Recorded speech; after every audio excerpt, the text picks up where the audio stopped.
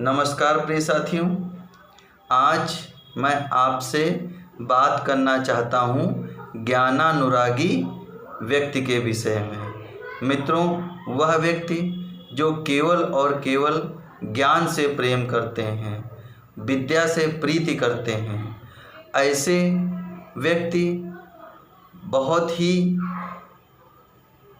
अतुलनीय स्वभाव के होते हैं और ये अपना जीवन बड़ा ही संतुलित तरीके से जीते हैं।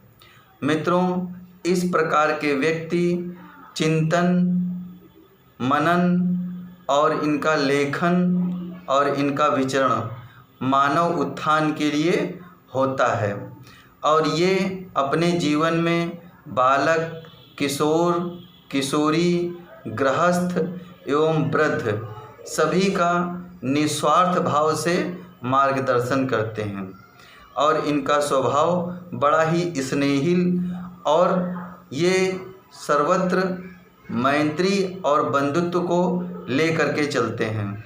यही मानो इनके जीवन का कर्तव्य होता है और बड़े ही धन्य ऐसे व्यक्ति होते हैं। यदि कोई इनके प्रति कटु वचन बोलता है तो यह उसके प्रति प्रिय वचन बोलते हैं। यदि कोई इनके प्रति अभद्र वचन बोलता है तो यह उसके प्रति भद्र वचन बोलते हैं। मित्रों, कोई इनकी निंदा करता है तो यह उसकी प्रशंसा करते हैं।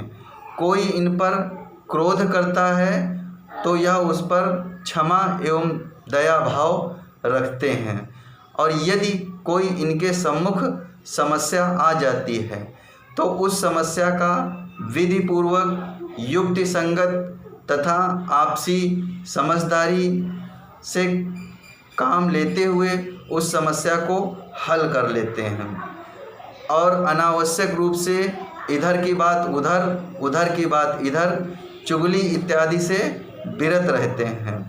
तो मेरा मित्रों, आपसे ये कहना है कि इस प्रकार के व्यक्ति ही अपने जीवन में शांति का रस ले पाते हैं और जीवन का सुख भोग पाते हैं और यह व्यक्ति भूतकाल, वर्तमान काल को ध्यान में रखते हुए उस पर चिंतन और मंथन करते हैं तथा भविष्य का अनुमान बड़ी ही अच्छी तरीके से लगा लेते हैं।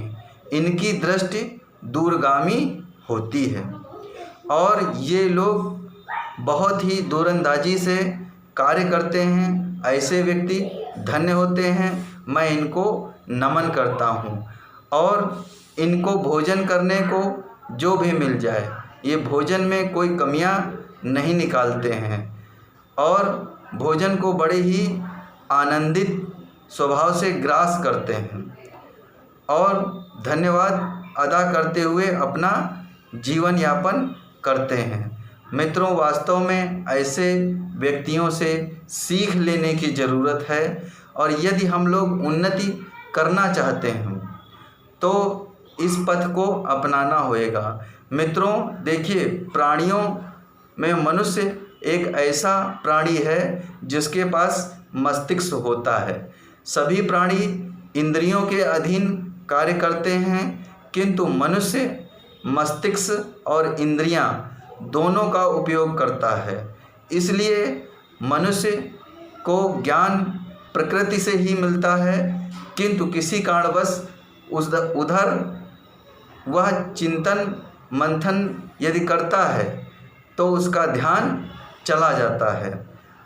और मित्रों, ज्ञान से प्रेम करने से, विद्या से प्रीति रखने पर आपके साथ कभी भी किसी प्रकार का विश्वासघात नहीं होगा और आपका सदैव ही उन्नयन होएगा।